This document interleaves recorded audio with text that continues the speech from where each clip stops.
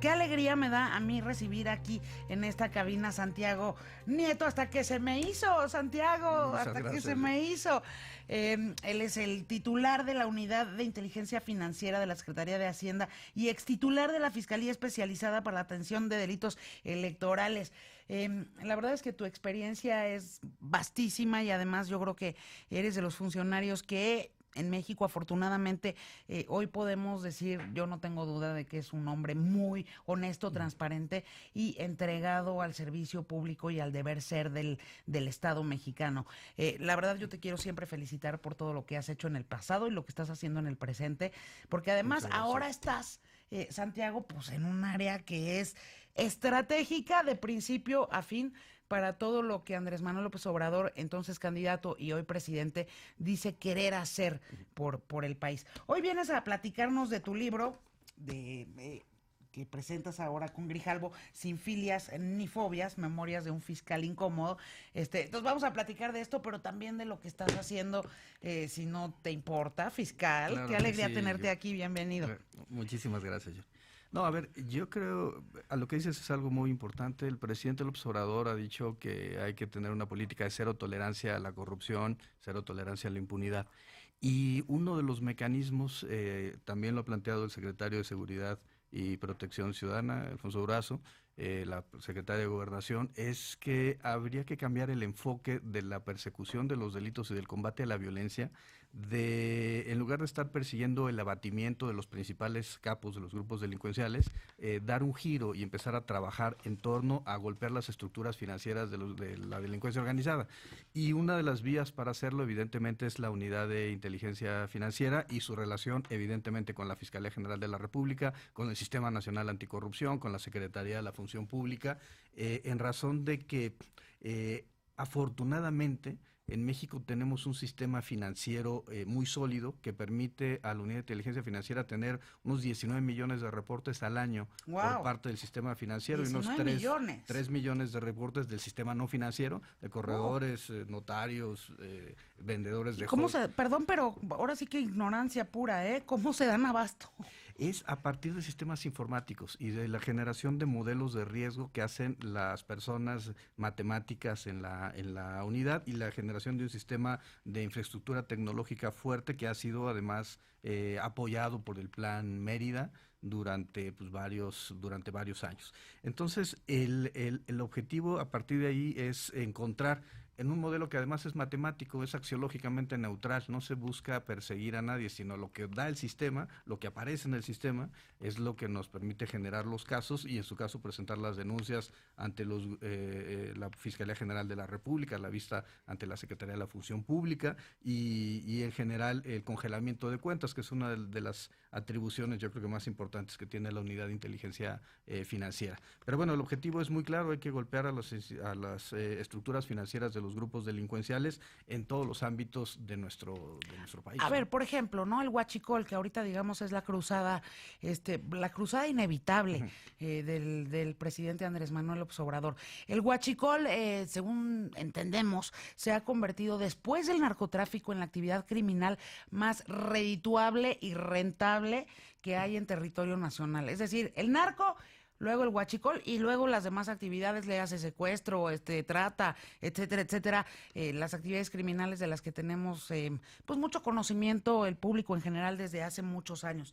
Pero resulta que esta actividad que parecía pues unos raterillos ahí cualesquiera que están robándose gasolina de vez en cuando donde pueden, pues no, se convirtió ya en pues o unos varios, porque tampoco tenemos muy claro si es un cártel, si son varios, si hay o no delincuencia de cuello blanco, si en efecto están empresas debidamente, legalmente constituidas participando de este delitazo horrible, le compran el huachicol, no le compran, en fin.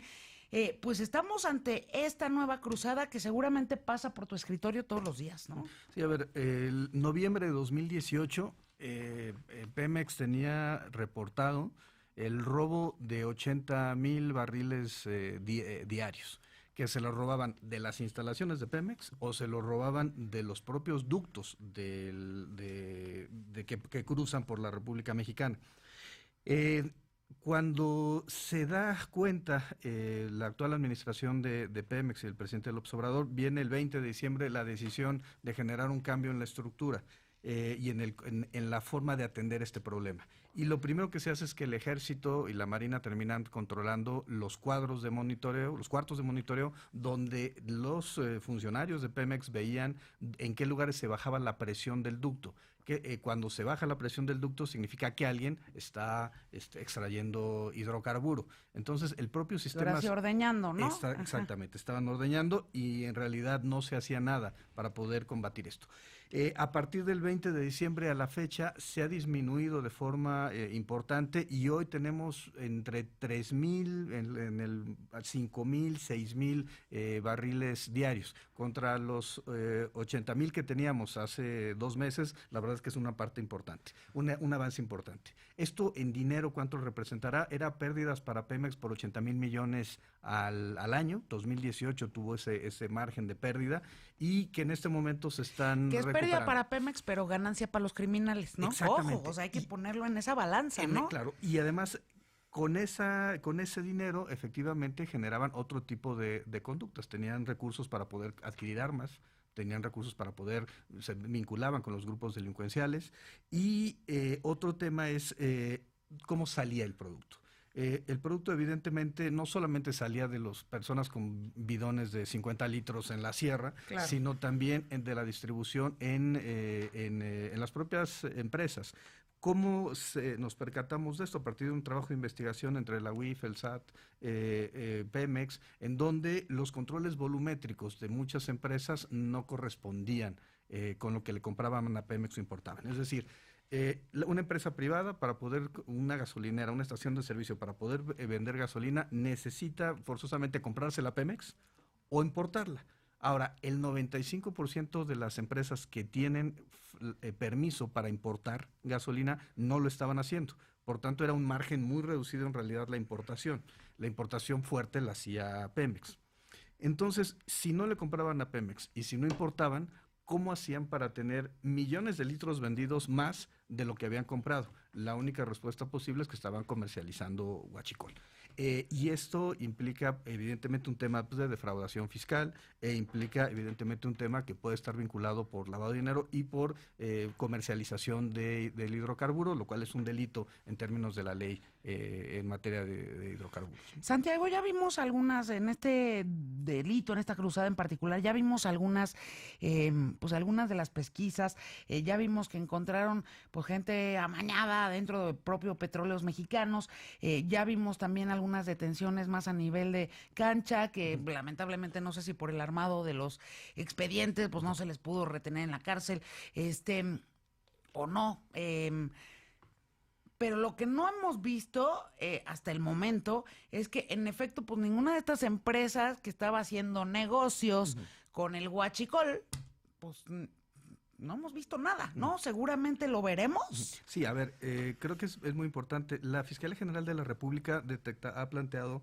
que del 1 de diciembre del 2018 a la fecha, datos de la primera semana de febrero, habían podido detener a casi 600 personas con ayuda del Ejército, de la Marina, las policías locales, etcétera, relacionados con robo de hidrocarburo, de los cuales habían podido conseguir la prisión preventiva justificada en 56 casos. La verdad es que es un número reducido si lo vemos en comparación contra los 600 arrestos. Sí. Para este plazo en específico de estos 2 meses. El problema tiene que ver con que, uno, el delito pues no amerita prisión preventiva oficiosa, a pesar de que desde hace muchos años, en la época que el doctor Raúl Cervantes era Procurador General de la República, se llegó a discutir y aprobar en la Conferencia Nacional de Procuración de Justicia que robo de hidrocarburos, portación de arma, y se llegó a plantear, aunque eso no fue aprobado, que delitos electorales, cuando el medio comisivo fueran redes de corrupción de servidores públicos, fueran delitos que ameritaran prisión preventiva oficiosa. Esto no se aprobó en aquella ocasión. Existe en este momento una iniciativa en el Congreso donde hay puntos a favor y puntos en contra. hay quien piensa que esto puede generar una actitud de pérdida en la capacidad de investigación por parte de los ministerios públicos. Yo creo que lo que necesitamos hacer es fortalecer al Ministerio Público. Creo que en ese sentido la Ley Orgánica de la Fiscalía General de la República le da herramientas al fiscal para poder generar un servicio civil de carrera que permita atender este tipo de temas. Pero lo que sí te puedo decir es que el SAT ya tiene vistas. La Secretaría de la Función Pública y la SEDEN han desarrollado investigaciones de vistas que le ha dado la Unidad de Inteligencia Financiera. Se han presentado ya casi 16 denuncias ante la Fiscalía General de la República en temas relacionados con robo de hidrocarburos. Y se habían congelado 177 cuentas relacionadas y 38 cuentas directas vinculadas con personas físicas o morales relacionadas con robo de hidrocarburos. El siguiente paso, ¿cuál es? Es un procedimiento ante la Comisión Reguladora de Energía para efecto de que se revisen y en su caso se revoquen los permisos o las franquicias de Pemex ante Pemex en aquellos casos donde se acredite que efectivamente se vendió hidrocarburo robado. Oye, pues es un tema, la verdad que bueno que este gobierno le está entrando al tema del huachicol. Tú y yo comentábamos en la pausa comercial, yo las primeras noticias que tuve como en el gobierno de Felipe Calderón, más o menos, pues, de que existía este fenómeno, el huachicol, yo dije, híjole, a mí esto me preocupa muchísimo porque ahorita pues aparece como un delito ahí esporádico y anecdótico en algunos estados de la República, pero esto me parece que pueden crecer los enanos, ¿no? Por decirlo de alguna manera, y salírsele al Estado mexicano, no al gobierno de Calderón, hombre, al Estado mexicano. Se les puede llegar a salir de control y creo que estamos frente a ese horroroso escenario el día de hoy. Que pues esto creció hasta niveles, esperemos, todavía manejables para el Estado de nuestro país, ¿no? Para el Estado mexicano. Sí, creo que hay dos temas importantes. La voluntad política, yo veo una voluntad política férrea del presidente López Obrador. Y por otro lado, pues el tema de la coordinación interinstitucional. Esto no le puede corresponder a una sola instancia del Estado mexicano. Hay que ver que la política criminal del Estado es eso, es una política criminal del Estado, que incluye seguridad pública, incluye prevención del delito, incluye procuración de justicia, incluye impartición. Los jueces tienen que estar en esta dinámica de que hay un problema en el país que se tiene que resolver y evidentemente la ejecución de las penas a partir del sistema penitenciario. Pero son 5 elementos que forman parte de la política criminal del Estado y hay que generar eso, una discusión de que esto nos conviene a todas y a todos. Oye, ya platicamos un poquito de lo que estás haciendo ahorita en el gobierno de Andrés Manuel López Obrador, pero no hemos platicado nada del libro.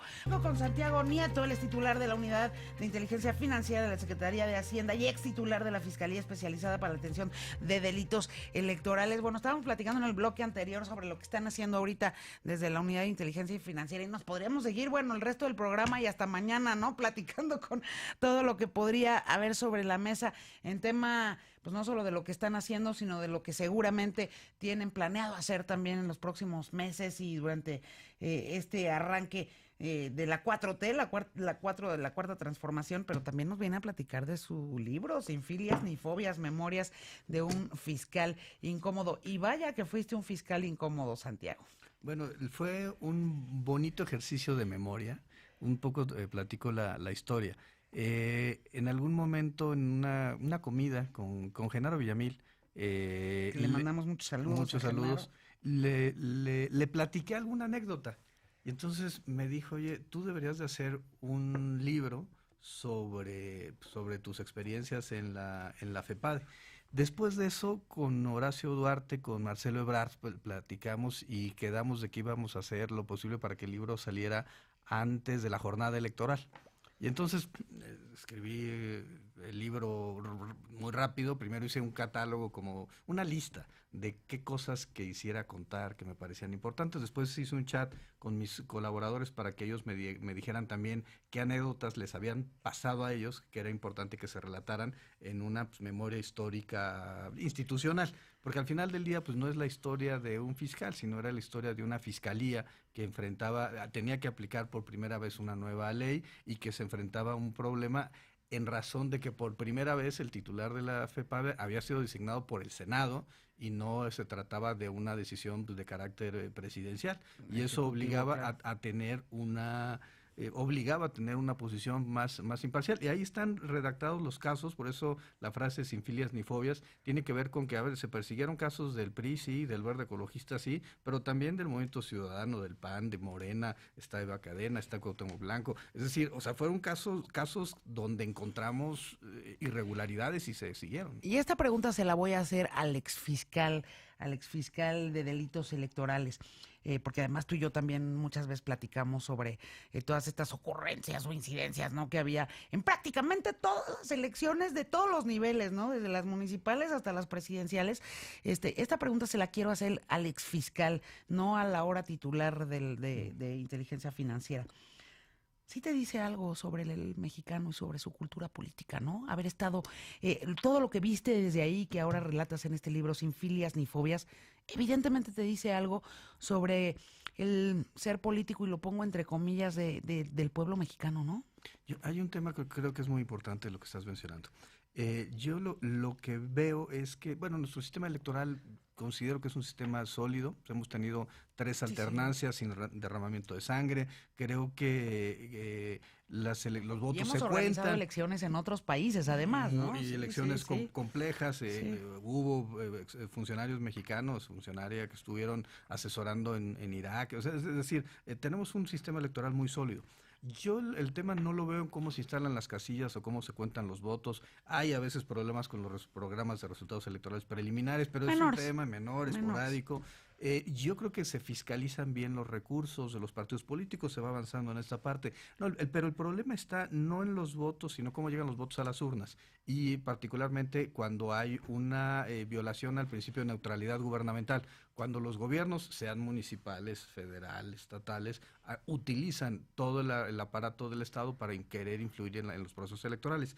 Y esa es la parte negativa y, digamos, es en gran medida es más allá de lo electoral, pero también se relaciona con lo electoral. Y de alguna forma, lo que yo planteo en el libro es que la corrupción empieza en los procesos electorales, empieza cuando hay componentes entre los partidos políticos y sus candidatos, entre los gobiernos y los partidos, los mochos o los moches, o el tema de que los empresarios financian campañas con la finalidad de ganar contratos en la administración, o simple y sencillamente la presencia de grupos de delincuencia organizada. El amor con amor se paga y esas cosas, ese tipo ¿no? de cosas que tienen que ver afectan la calidad de la democracia, y lo que se tiene que construir son mecanismos institucionales, diseños institucionales para efecto de enfrentarlos, ¿no? Oye, pero y fíjate, no, por supuesto y es relativamente joven nuestra democracia, ¿no? Comparada con el resto de las democracias en Occidente, pues la nuestra es relativamente joven.